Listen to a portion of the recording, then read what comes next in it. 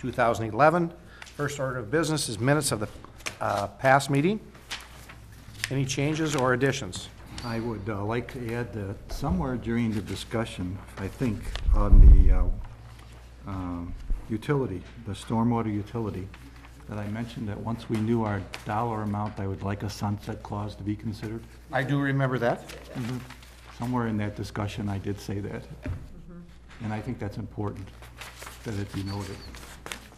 All right. Okay, we can certainly make sure that that gets added. Just that, once we know what the, I know we can't do it now because we know what the amount is, but Okay. once we have some idea of what our amount is, I certainly would like us to consider a sunset clause so Okay. that that's Is there any not other changes? eternal. Oh, I'm sorry. type of thing. Move to approve with correction. Okay.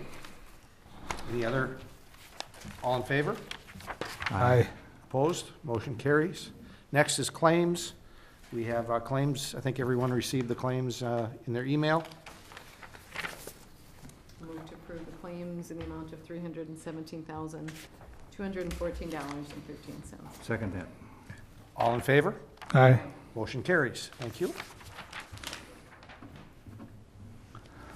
We have application for operator's license. We have two, William A. Costa and Paul C. Leindecker, or Leindecker. I think it's Leindecker. Move to approve. From 12/20/11 to 6/30/13. Second. Any discussion? All in favor? Aye. Motion carries. Next is consider the city's general insurance coverage for 2012. Devin and I and Nancy have met. We've received 6 proposals. We've looked at 3 of them. 2 are from Arthur Gallagher Agency of Eau Claire, and then our incumbent Spectrum Agency of Chippewa Falls, which represents the League of Wisconsin Municipalities, who is our current carrier. We have a spreadsheet there to look at the differences. If you can go to that second page, just go through there, and basically the funding, everything being equal, is $272 for Spectrum, $247 for Liberty, and $287, $275, and $275,511. Then we go down to the estimated dividend level. 10% is on workers' comp, 17.5 for Liberty, and 25 level, which means it's a fixed rate dividend. Dividends are never guaranteed. They have to be declared by the board of directors every year. Both EMC, Liberty, and municipality have always paid a dividend, but that's no guarantee of anything in the future. So you should just be aware of that. So with the fixed rate dividends, one at 17.5 and one at 25, our bottom line goes down to $234,640, $247,287 for Liberty Mutual, and Spectrum is at $272,152. Now there's a couple things different that I think we need to talk a little bit about. One of the things that's different is sewer backup, and that's kind of an interesting study in what we have here in the city. If you look there, Nancy listed the 3 years of our backup claims. 2009 we had none. 2010 we had 1, and it was not paid. It was disallowed for $10,000. 2011 we had the incident on Grandview, and total paid there, it looks like at this point, is about $30,000. And then we have 1 open claim for $5,400. I take that back. There was a $5,400 also, so we have about $35,000. The coverage that we have right now is $15,000 per claim, $50,000 per occurrence, and $250,000 aggregate. $250 means in the policy period time, $250,000 is the maximum they'll pay out under a no-fault sewer. Okay? Is that clear as mud? Is everybody real happy about this? Really, it's really interesting, isn't it? Did you say it was 14 with our carrier now for sewer, general liability? Excuse me? What was the premium amount or the? $20,000. For the one we have now? Yes. Okay. If you go back to that page, Yep. it's about just before the fuel tanks. It's $20,145. Okay. Okay? If you look at the other two, they're charging $1,450. And this is no fault. In other words, we don't have to show it. The interesting thing about what happened in the last sewer claim, we were at fault, and that would fall under the general liability policy according to Mr. Saylor at the Gallagher Group. So we wouldn't have the same limits. Now go to the last page, if you would. General liability, number 2 there. No fault sewer backup is $15,000 for each claim, $50,000 per occurrence, and a $250,000 aggregate. Okay? So that's less coverage than we have right now. We talked a little bit to Mr. Saylor, and there's a lot of communities that don't have any. It's up to each individual household to have their own sewer backup. You can buy that on a general homeowner's policy right now. The stormwater included as sewer? Or No. sewer No, waste? Okay. stormwater would not be. So we wouldn't, I'm getting at the issues we had this last. No, that's not for stormwater. This is sewer backup. Okay, and we don't have any coverage for? No. All right. Most of the municipalities do not have coverage according to him. Oh. We bought this 3 years ago. We didn't have any prior to that. Okay. In 2008, I guess it was 4 years ago. One of the other changes, let's just go through the EMC because that's what we recommend. The flat dividend of 25% cannot be guaranteed. Company has never missed a dividend. But again, it can't be guaranteed. We quoted uninsured and underinsured motorist coverage of $300,000 versus $2,550 under our current policy, which gives us a lot more coverage. Again, what would that be used for? Lori goes a ride with Tom in the city truck, or any of us go that are non-employees, and we get in a car accident, we get hit by somebody. Maximum we can collect under our policy is $25,000 per individual. Where now, under our new policy, it'd be $300,000. That's included.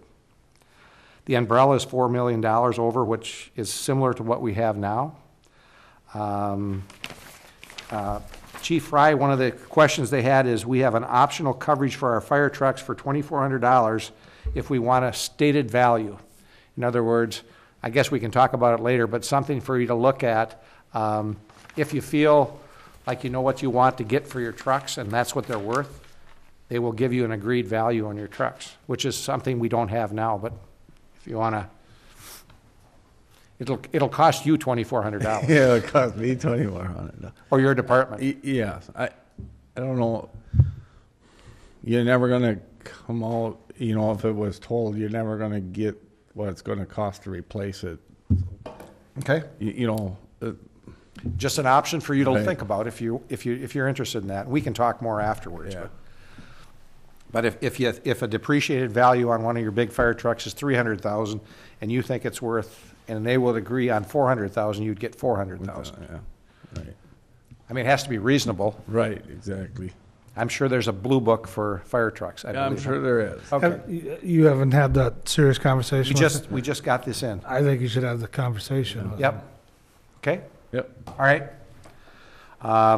Here's a couple negatives, is the deductible for law enforcement is going from 0, which we have now, to $2,500.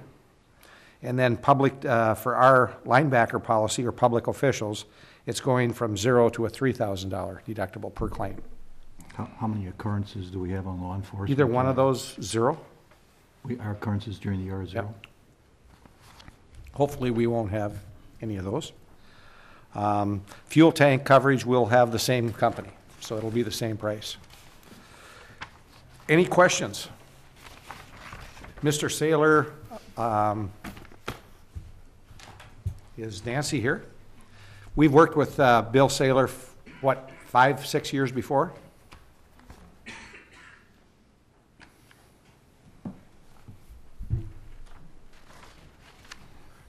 At least 4 years. Okay. before, And probably longer than that before, when the previous city clerk was here.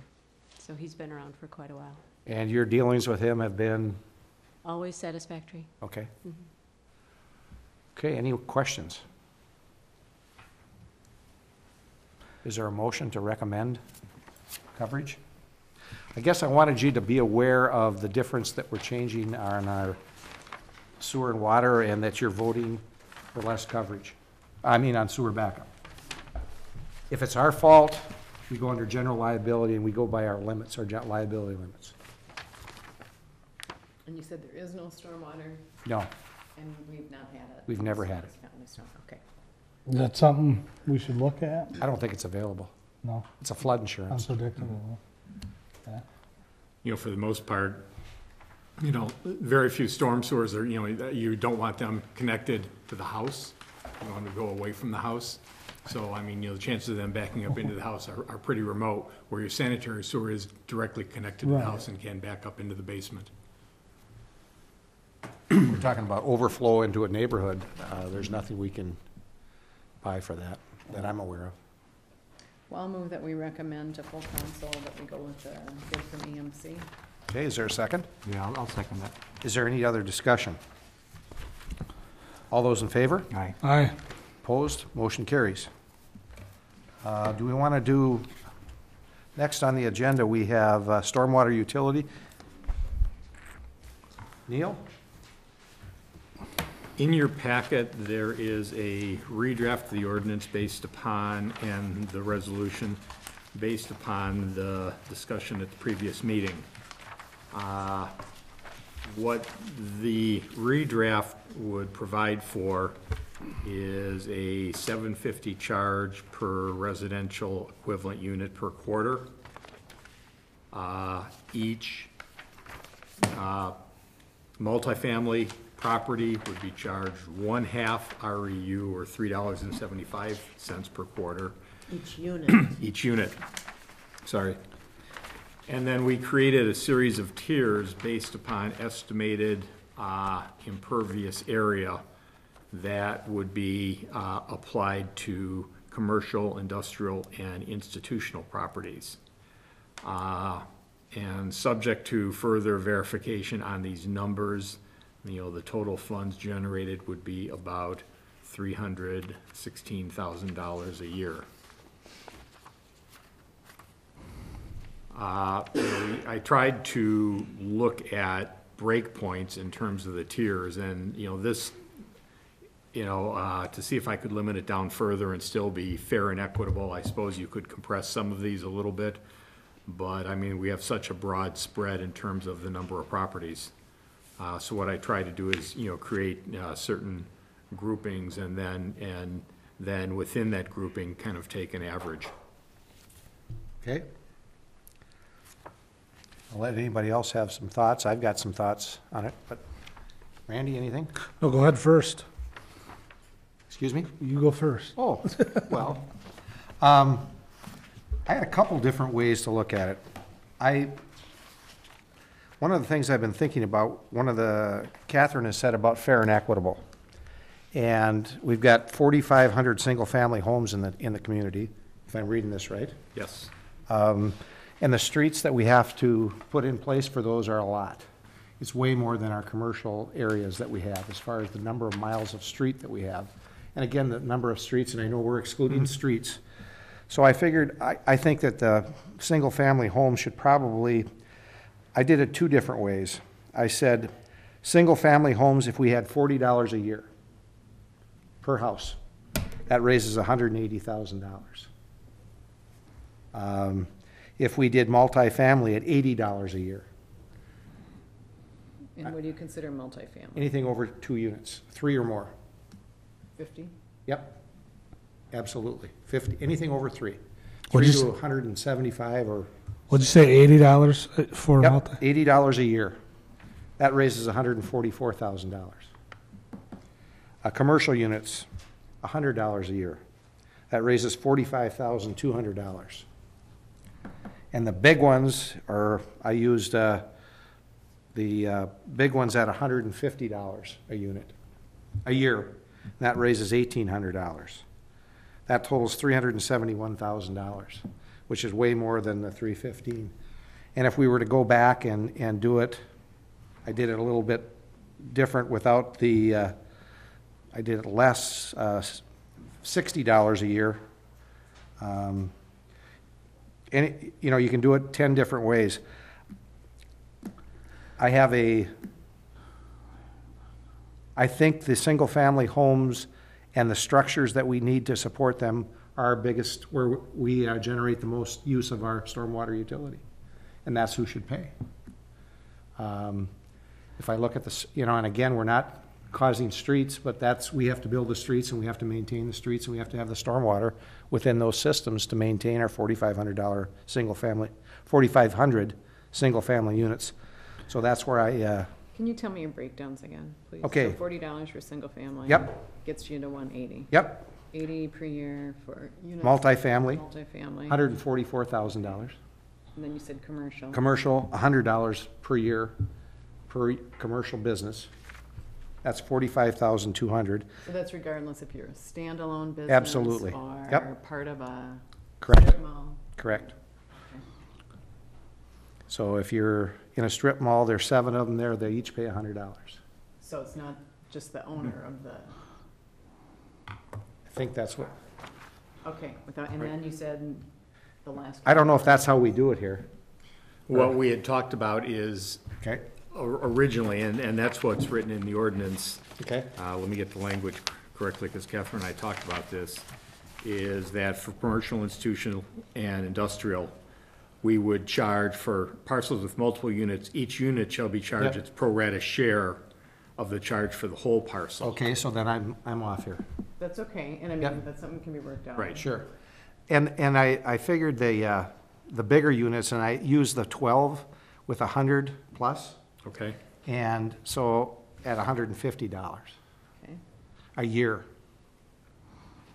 And that generates 371,000. It's probably too much. We probably need to lower it, because I think I think what may be overstated. Yep. Is that on multifamily. Yep. This is number of units.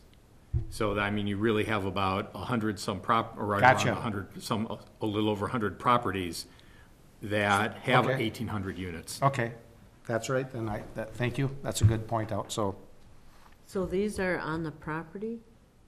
The rates you're putting out or on the? That's what I thought I was That's the doing. issue. Okay. The 4,500 is units, 1,800 is units of, not Those buildings. are dwelling units. Units within the dwellings. Correct. Okay, so that might be only 100 units? It's probably Right. more than that. A little bit, it's over 100. Yep, Would you say those 12 were gonna generate at 150 a year? $1,800. 1,800? Yep. There's only 12 of them. I have to say that I'm really comfortable with the REU calculation. You are And or the- aren't? And I am, and the Okay. square footage calculation. Because when you look at the REUs, it's 1 REU per residential unit. Uh-huh. And there's 4,500 residential units contributing to the stormwater utility. When you look at the businesses, there are 100 businesses contributing, but they're contributing on the basis of their square footage for that business. And it's made equivalent to a residential unit.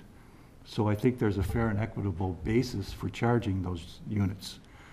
And the calculation, I believe, is explainable. And when it comes down to it, the residents are paying almost half of the stormwater utility anyway, because there's 4,500 of them. So residents are paying 50% of this. And so I don't know why we need to change that. Plus, I don't like just stating it's going to be $40 per residence and $60 for multiple dwellings. I'd rather base it on a residential unit. And then make it justifiable to the other businesses as to why their REUs are higher based on their square footage. It makes a lot more sense to me, and I think it's more explainable to the people who are going to be charged this fee. So are we going to hire an individual to administer this program? Administer it from what standpoint? From the standpoint of measuring each of these businesses? I think we've got a basis for Sure. this already, don't we? Who's going to handle it? Didn't we have an assessment just of all the properties? No. But are you looking from square footage from property line to property line? Didn't the assessor do didn't he do commercial? Pardon? Yeah. Didn't we assess commercial? Yep. Didn't the assessment take into account square footage? It does take into account square footage. I passed out before the meeting 2 things, one of which is kind of a rate chart in terms of what existed in April and other communities. But also, if you take a look, probably more importantly, at the handout with pictures on it, And this, these are all taken from the county's website and are probably a pretty good example in terms of how you would, how that charge would be computed and, you know, roughly what tools would be available for us to do that. You know, for a good example, maybe even if just to walk you through how this would work on this first parcel there, the whole parcel, there's kind of a light white line that's the whole parcel that doesn't line up exactly with the parcel or with the map, but it's relatively close. That parcel is like 88,000 square feet. But, you know, you can go and do a rough outline, as you see right there, and it computed, you know, 66,000 square feet. And that translates, you know, based upon our 2890 square feet per REU into, you know, 23 REUs. There are 6 units in that building. So then based upon our formula here of number of REUs, each unit would pay $15 per quarter. So that, you know, that whole property generates, you know, the equivalent of 6 residential. And if you go through here, you can see where below that you have an industrial property that is, again, you know, 137,000 square feet of impervious versus 173 total. That generates 48 REUs, and by our formula, it would be $225 per quarter. So we want to charge that business $1,000 a year for their, For 138,000 square feet. Right. Whereas a resident has 2,800. right? And And we so- charge them $30 right now. $30 a year. Yet we have all these streets that we have to build and maintain for residential. I think it's not just how many square feet they have of impervious. But the cumulative dollars from 4,500 residential units Correct. is $135,000 of the Correct. 371. So they're paying 40. 315, yeah. We're paying 40, the residents are paying 40% of the total. Right. And the issue comes in is we gotta charge the schools, the churches, and they're gonna have the big parking lots. And,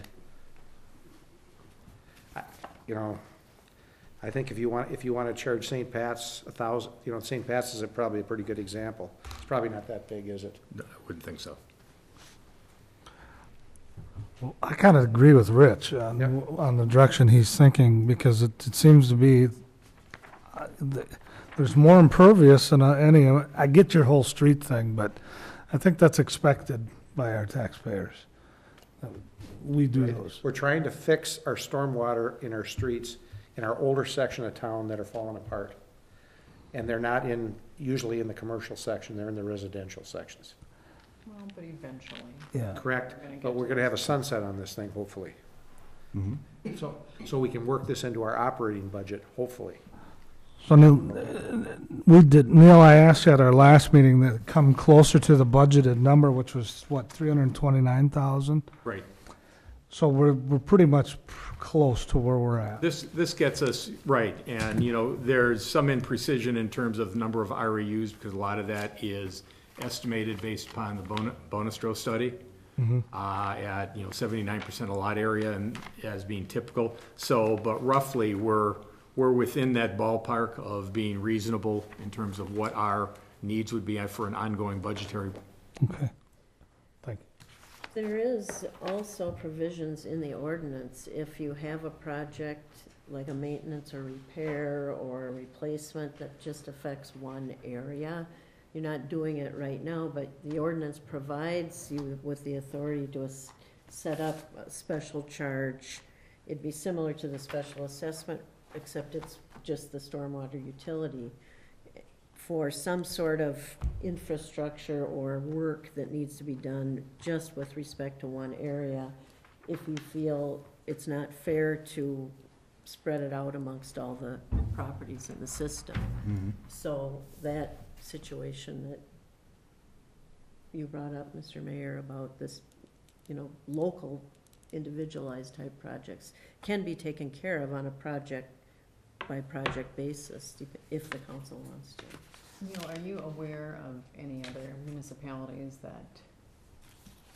that base charges on something other than ERUs? there are, there are a number of charges or different methods that you see mentioned.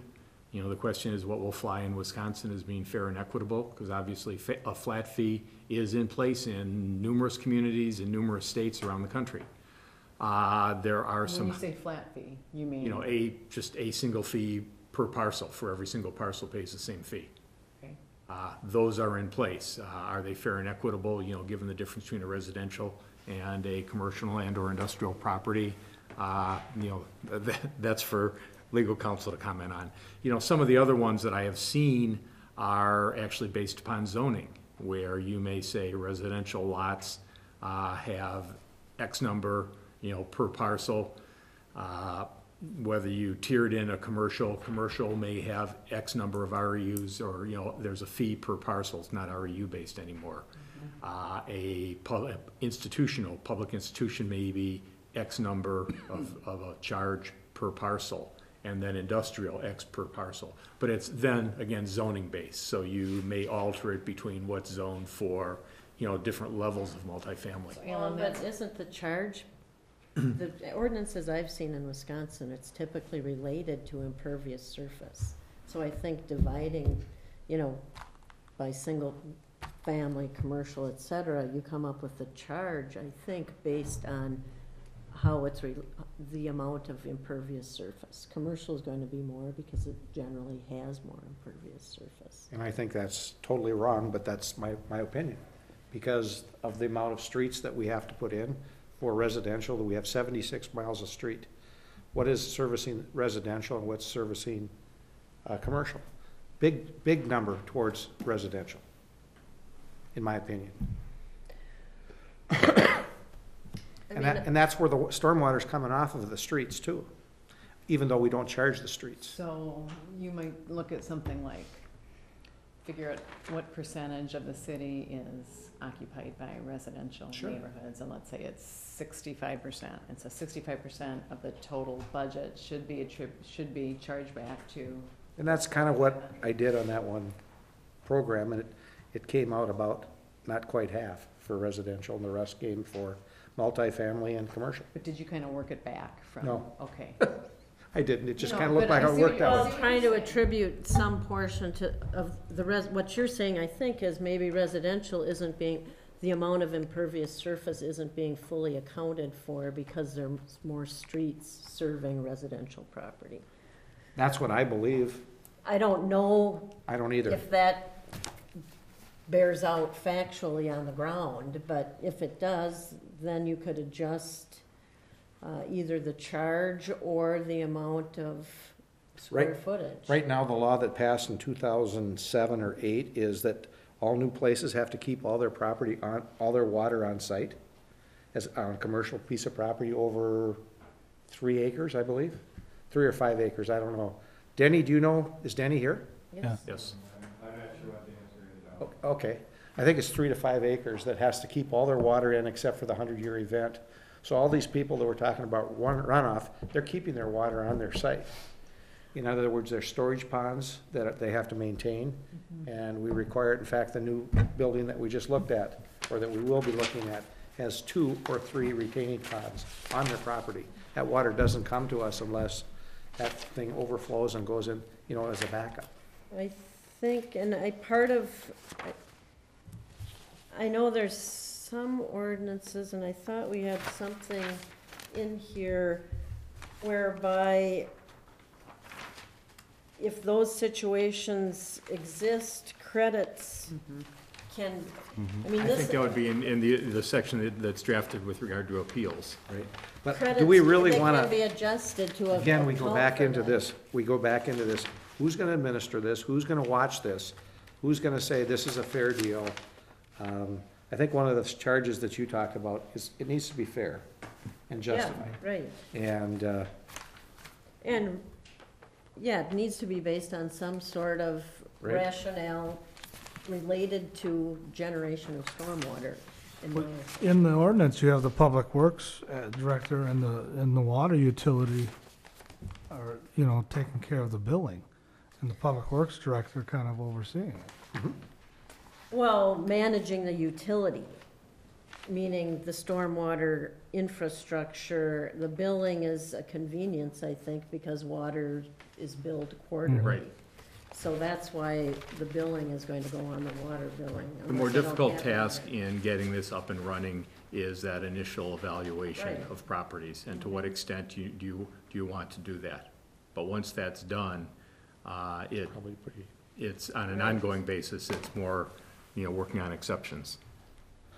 And that's why there is an appeal process, so that if a property owner feels, hey, this is out of whack, I have X number of stormwater ponds or whatever it is, there is a process whereby they can bring that information to the attention of the city and maybe have some adjustment. It says right here that the common council may provide credits against certain charges of set forth above for facilities installed and maintained by the property owner for the purpose of lessening the stormwater flow from that given Yeah. property. So you Right. have the right to lessen the charge for a property which is lessening How are the you flow. going to determine that? By If they the come amount forward, of- if they come forward and ask for some type of a consideration. I don't want to pay 5,000, I want to pay 2.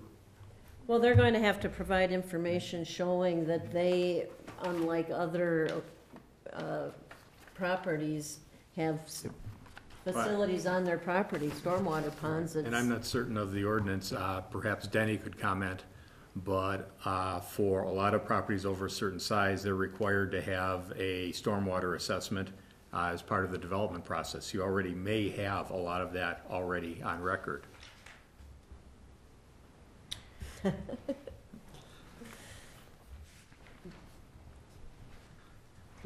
My concern, and partly, is that occasionally, part of the trunk storm sewer system's been required to be on private property, and those private properties have had to either dedicate land, which is under easements, and to me, to double dip them on a fee when you've already required some kind of trunk system development is totally unfair to those properties.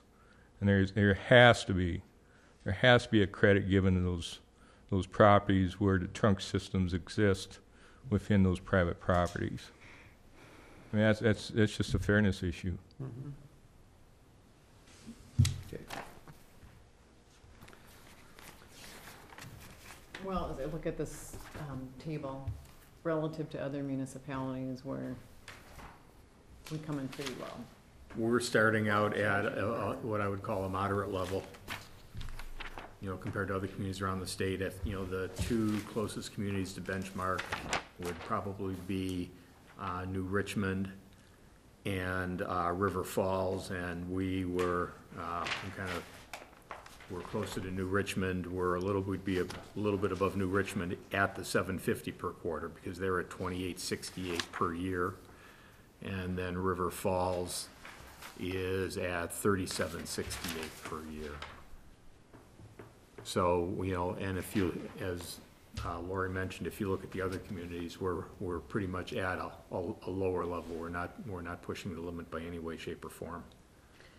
It's interesting that some municipalities have been collecting this since 1993.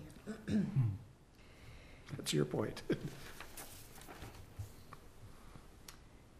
Well, yeah, to some extent it is, but it also speaks to the Yeah. fact that maybe we're a little bit, If going to we- be playing a little bit of catch-up.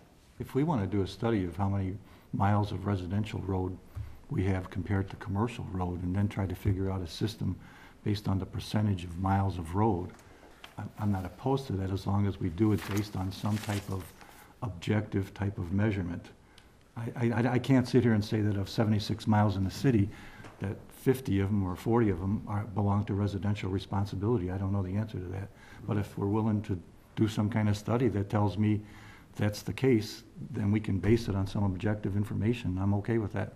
So does $40 a year seem unreasonable for a single-family home? No, I'm Does any- worried about the fact that we started this, and now all of a sudden, we're starting to raise fees already, and I don't like that. Well, let's I- lower them then. I don't like the fact that, we started at the 750, and we're gonna go to 40 from 30, and, Let's leave it at 30. I don't like the way that's headed. I just don't like the way it's headed. Well, I think you do need to be able to explain the basis for Yeah. the rates. And that's what I'm That's saying. my main Yep. concern. And I'm okay with that, as long as we have something to explain it on. Right, but I don't think, I mean, I think certainly impervious surface, that is a rationale and a recognized rationale. I'm not certain about the amount of streets and so forth, but if that bears out, I mean, that could be taken into consideration, but right now, there isn't any factual, we just don't know. And so I'd be concerned that you're basing a rate structure on, I believe the other studies that have been done in using is adverse to business, and it puts a heavy burden on the businesses, and I just think that's a mistake for our community to do that. And that's where I'm at on it, but, you know, that's one opinion. And I think because we've required people to build big parking lots, which the city has required them to do, and now we're gonna come back to them and say, because you've done that, now we're gonna charge you more. And, you know, do you wanna charge St. Pat's $2,000 a year, or each school $1,000 a year, because we told them you had to have so many parking spots? I think that's bad business, but that's my personal opinion. So, Again, if we have some fair and objective measurement to charge everyone equally or fairly on, I'm okay with it as long as we can explain it. I don't think you can explain it to the regular taxpayer looking out their window saying, why am I paying as much as the Target is paying? I don't think anybody is asking the Target. If we have people, and I know people complain about $20 a year, but, or we can just forget it and we'll let our storm water continue to, we have emergency and we won't be able to fix them. I don't think that's what we're saying, but So why should Target, or whoever you want to use, or why should St. Pat's Example. have to pay more than the residents when we have 4,500 residents who are also using the stormwater system? Well, can we look at the fee as a basis of revenue? Take a look at the disposable income in a household versus disposable or revenue generated by a Target based on the property that they occupy, and say, you know, this is your revenue which you're allowing, the city is allowing you to generate, and so X percent is going into stormwater utility.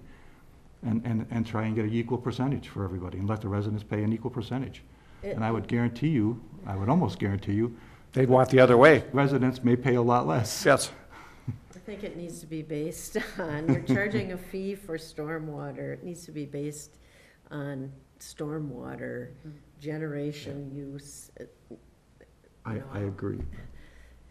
But all I'm asking is that we have some objective measurement that says, this is how we're doing it, and this is why we're doing it the way we're doing Yeah, it. but I I don't think the care what we underlying pick. premise needs to be stormwater based. If it's miles of not- road, or REUs, whatever it is, I want to be able to explain it to somebody who asks me the question and explain why it's fair, or why it's as fair as it can be. well, that's the thing. We started this process. We said, let's keep it as simple as possible. Now we're making it even more complicated. We have to be able to explain it. And You right think now, you I don't could think- explain this one? Well, you feel comfortable this explaining one's that a one? little easier to explain, but Oh, really? there certainly is some more information that needs to be so I'm not ready to pass it if that's what you're asking. Sounds like you may want to get rid of the stormwater utility. Well, the roads, they gotta get fixed. I mean, it's just getting worse as we go. Mhm. And this is, if we can do this equitably, this is the avenue to get these things fixed. So what's your pleasure? Should we, do we need more work on that, or? Yeah, I mean, if we want to pick another measurement, fine, but let's pick it and put it together I and agree. and be able to Let's come explain up it. with one or two other scenarios. I think what's in front of us, I actually think it's reasonable, I do too. okay? I said last meeting, there's not a perfect formula. I don't think there is. But if there's something else we want to measure and take another, swing at it, Okay. but let's be specific about what it is. Do we want to look at miles of roads in residential areas versus miles of roads? I mean, so now you're really not talking about the individual properties, you're just talking about the streets that are in front of them. I don't No, know how easy and, that you know, is to again, we calculate, get or- back to, the quote, the fairness issue. So a home that's 100 years old, that's been contributing for the last 100 years, versus a brand-new home who just got there, who's contributing more to the stormwater or caused more problem for that stormwater? But The how one long- that's 100 years old. How long has the resident lived there? It doesn't What matter. if they just moved in? It doesn't matter. Well, what you're trying to set up is a system to maintain and improve your stormwater system from this day forward. Correct. I mean, you could say the same thing for roads. Yep. But you don't charge someone who's lived here longer less in taxes because there's expenses that the city needs to pay to maintain infrastructure. So that's, the time bit, I think doesn't really logically flow. Well, no, From this but, day forward, you're trying to raise money to maintain your storm correct. system. But if you said, who's contributing, you're trying to say, because they have this parking lot, that's contributing more. Or I'm saying, which caused the system to break down, or we have to use it more. The one that's been using it for 100 years has caused that as much damage as the one that's a great big impervious parking lot. I don't know the exact number to it, but you can argue, Well, the other way to do this, and it's a tough way to do it, is to not have a stormwater utility and just take it out of general taxes and reprioritize what we're going to do in the city. Exactly. We can take money out of parks, we can take money out of other public works projects, we can take money out of the fire and police, we can take it wherever we want to. Correct. Then it becomes the responsibility of the council to prioritize what we want to do. That hasn't been done, and the stormwater has deteriorated. Right. And so now we're in a situation where we need to do something. So that's another option. You know, we can come next year and say, okay, when we reprioritize our projects, we're gonna take it for stormwater utility. Yep. And something's gonna have to give. Or take it out of our short-term borrowing, and there's other things that don't happen. I mean, that's the other way to do this then. If we can't figure out a fair way to do it, let's do it that way. Let's put it back on the common council to prioritize our projects and take the money and put it where we need to put it. Because we haven't done that in the past, apparently. doesn't look like it. Doesn't look like it. Okay? If we took what we had here and, we can answer other questions about this scenario. The other scenario that I think we could look at, maybe based upon what Al has said, is if we looked at industrial area versus residential area versus commercial area, and then if you took if you took everything in the city and kind of divided it by acreage, so residential area has X amount, figuring everybody contributes equally, everybody uses the streets equally, and then divide it out that way, that may give us more of an area or zoning look, but it's still based upon impacts. So impervious surface area in those zones, is that the idea? Would it? No. No, it would probably be just area within those zones. And then, assuming, you could provide some credits for people who have taken care of stuff on site. I mean, we can take a look at that just to see what shape that might take and how that would compare to this. That's something I would like to see. Okay. And I think that's a reasonable additional way to look at this, but at some point we have to. Decide what we want to do. We've got some time. You okay with that? Yep. Randy? Yep. Okay. Okay. Good job. Thank you. Let's skip down to, if it's okay with you folks, the application for Roy Leak for a secondhand jewelry license, DBA JR Hallbreck Jewelry, 210 Locust Street. Any questions? Move to recommend approval. Is there a second? Second. All in favor? Aye. Fire Department, operability with Washington County. Chief Fry. Yes, a year or so ago, Washington County switched over to 800 megahertz radio system, and ever since then, we've had some difficulties communicating with our neighbors to the west. What we feel, or what the department feels is best, is to be able to tap into their 800 megahertz radio system by the purchase of 2 portable radios. The user fee for the radios is $400 a year. And in that $400, they'll take care of radio programming and that kind of thing for us, and training. All the agencies in Washington County all pay the $400 per radio to Washington County. This will help our interoperability and communications with our agencies to the west. Right now, we've had an incident where there is a system in place right now where they can patch the VHF, which we use on this side, to the 800 megahertz on their side. But we've had an incident where we've had our people in the basement over there and the cross patch got taken down. So we lost communication with our people that were inside. So I feel this is a real safety issue for us. And then the difficulty we have is when you use a portable radio on the VHF side, because it's not repeated, if we can't hit that tower, the tower that has the cross patch in it, if we can't hit that tower on a portable, then we don't have a communication base either. So Okay. we feel this is really important for the safety of our firefighters to have this. Chief Fry, is it in the budget? Yes, it is. Apparently you didn't get the fee waived for mutual No, I aid. did not get, was not able to get the fee waived, But it's in his budget, so. but I can cover the expense. Motion to approve the $800. Yep, is there a second? Well, Is there a second? Okay, yes. Well, just on the contract, I looked it over.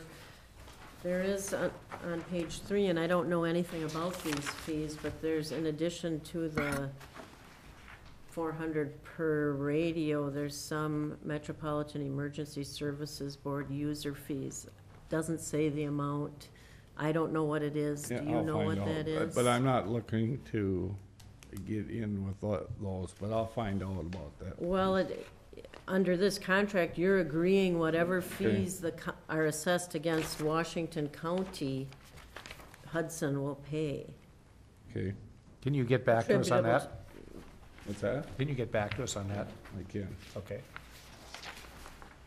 And the only other thing that I just point out for information is it's a 4-month notice Notice. not to renew, Right. and a 6-month if you want to cancel without cause. Okay. So at this point, it looks like our obligation is $400 a radio plus whatever that. Plus whatever that other fee is. It may be minimal, I just don't know. Right, I'll find out. So no one's willing to share this cost with us? Municipalities that were No, in- it would be, because the contract would be for the city of Hudson alone. But it's Because- only, I mean, over there. I mean, the only reason Yeah. we need it is for, Right. Prescott does have the same agreement with Washington County, and they do have radios, so I did check into that. they didn't have to purchase the radios and pay for the, Yeah. Okay, all in favor? Aye. Opposed? Motion carries. Thank you, Chief. Application of Jeffrey Parsons for a secondhand jewelry and secondhand article dealer license to be used January 3rd through the 7th, 2012, and March 6th through the 10th, 2012, at the Hudson House Grand Hotel at 1616 Crestview Drive. Is there a motion to approve? Move to approve. Is there a second? Second. Any discussion? All in favor? Aye. Number 12, application by Jasha Dykeman Smith for a secondhand jewelry article dealer license for DBA LaCroix Consignment at 1801 Ward Avenue, number 256, Plaza 94. Is there a motion to approve? Motion to approve. Is there a second? Second. All in favor? Aye. Next, we have application of Zoo Tequila Inc. for Reserve B liquor license, Class B liquor license, DBA Tequila Bar and Grill, 2421 Hanley Road. You guys are up. Yes, sir. All right, good evening, Council. My name is Felix Haka, and I represent Azul Tequila Incorporated. We're looking forward to set up business here in town. I've actually been in business for about 20 years in different states. We first started in the state of Kentucky, and 9 years we started in central Wisconsin, around Marshville, Wisconsin Rapids, and Wausau. And there's one more in up there, and we're looking forward to set up one also here in town. We're looking forward to get this liquor license because usually, as well as known is, Mexican restaurant doesn't open without liquor license, We'll be able to serve tequila, or of course, margaritas. That's more common known for our business. One of the things also is like we're looking forward, to set up our business, bring more, what they call it, Hudson is well known for tourist area, So with our business, we're looking forward to bring more tourists, to this location. And also, our business, it will be in a small, we're looking about 5,400 square foot of build out. Will be a location of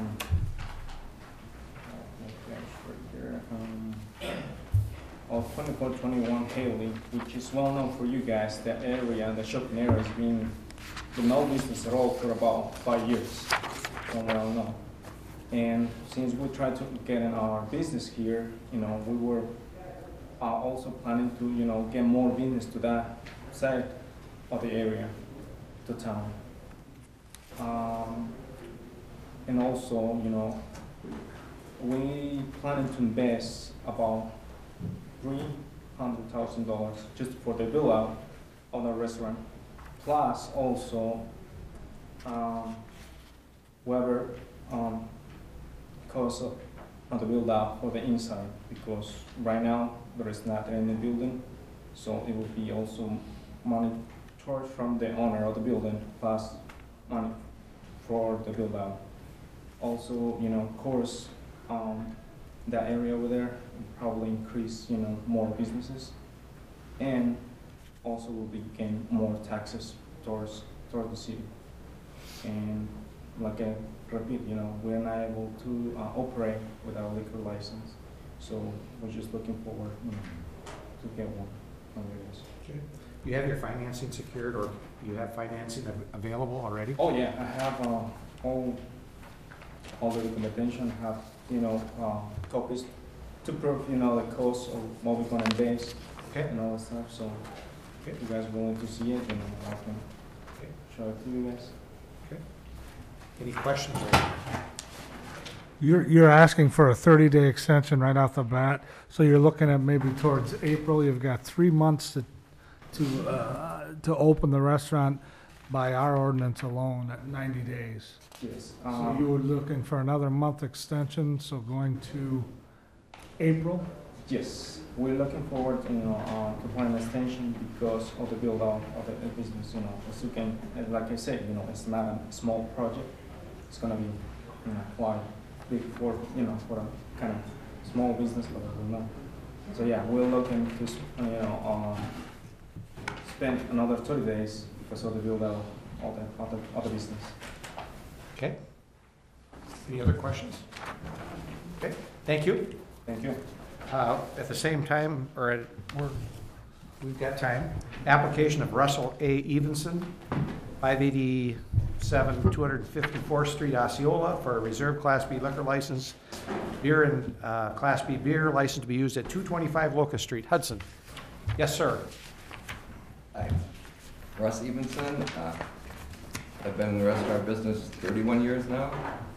I opened my first location in Dresser, Wisconsin. Familiar with that area? I bought a truck garage and converted it into the busiest restaurant in Polk County. About 15 years later, I bought a grocery store in Amory, Wisconsin. Now that's the second busiest restaurant in Polk County. Now it's 15 years. I'm looking forward to opening another one. And I found the most unique building in the mall yet, the post office on Blockwood. And my son Derek will be going over that a little bit. I was hoping my daughters would make it. They're both working. They said they'd be here by 7. It's gonna be a little late. They both live in Hudson. That's one of the reasons that drew me to this area. Teaches figure skating and one works at Regents Hospital. And they both want to help out at the restaurant and get it open. And they want jobs for my grandchildren too, of course. But Derek will go over a little stuff on my brother-in-law Terry's with us.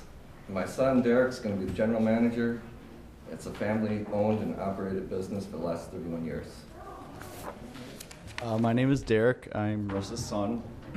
As you can see, my dad's very dedicated to his work. Couldn't even get him out of his work uniform tonight. So on a vision, what we want to do is we want to buy the post office, obviously, and we want to preserve the character of the building rather than take away from the character. So we want to stick with the 1930s post office theme when we open up the restaurant. The type of restaurant that we're putting in is a family-style restaurant. It'll be family-owned and operated. And at the same time, like I said, we want to stick with the post office theme. And the reason we need a liquor license is just for competition. You know, it's impossible to compete in a town like Hudson. Well, actually, we found even in a town like Amory, it's difficult to compete without a liquor license. Even in a family environment, it's basically impossible. Then just to go over some of the points that you guys are looking at when it comes to the application, we are expecting to create about 50 new jobs. That's 20 to 25 full-time equivalents. Our estimated payroll is about $300,000, and that's not including tips for the servers or the bartenders, so the actual payroll will be larger than that.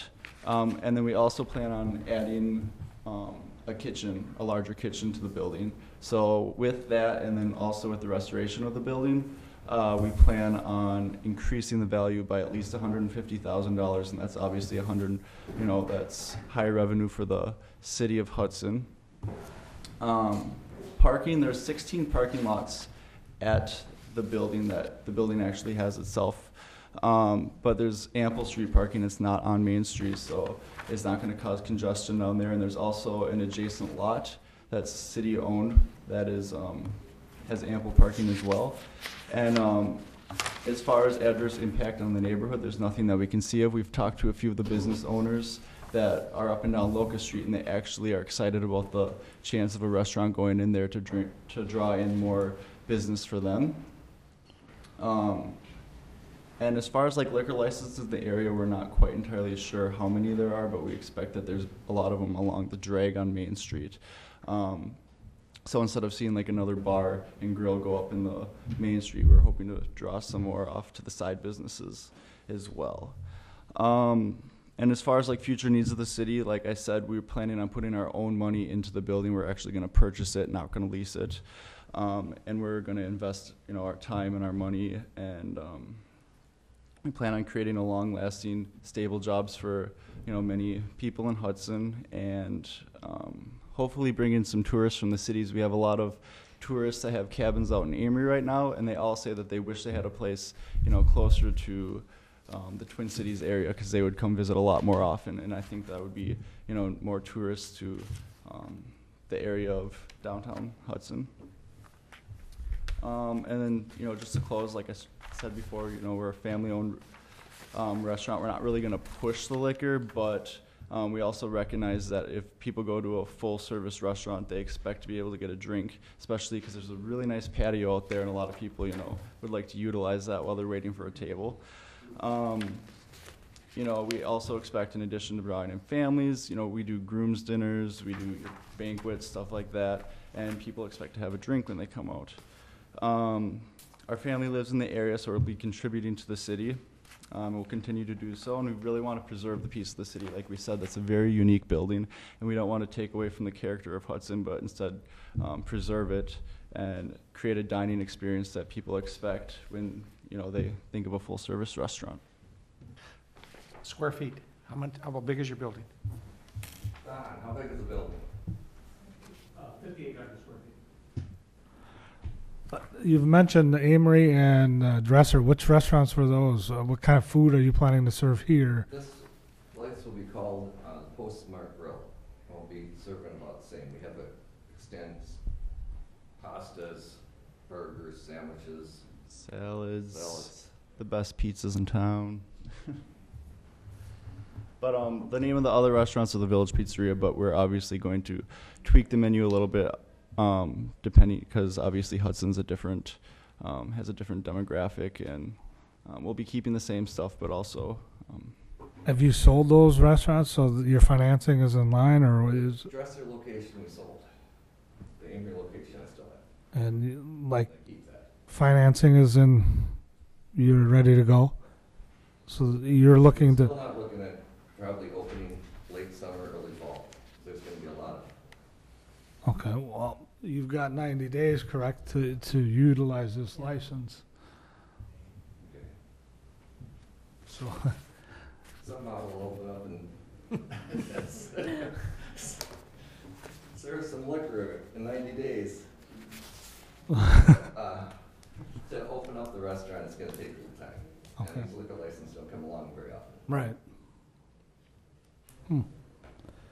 I think that's why we have a 90-day opening up, so that no one holds a liquor license. Not that saying you're trying to hold a liquor license. I understand that. And you have a purchase agreement, so you're buying the building? I've just talked to my lawyer, he's supposed to have written it up, but if you need to get home, is Brian Burns and Amory. Anyone have any other questions? Do you plan to have a bar area at the restaurant, or is it just gonna be serve the tables? We'll have a bar in the corner. Bar in the corner? Say, I've never had a happy hour, I don't push alcohol. But when I opened the one in Amory, I opened it without a liquor license, and I regretted that ever since. Sure. And it took me 10 years before I got one. Okay. This committee's preference, wait till full council? Thank you. Are you okay with that? Wait till, or do you want to make a recommendation, or? No, I'm Okay. ready to go to full council with it. Is there any other business on Finance Committee? Is there a motion to adjourn? Is there a second? Second. All in favor? Aye. We're adjourned. Thank you. You guys need a couple minutes or not? We get right into it. Yeah, that's fine. I'm ready.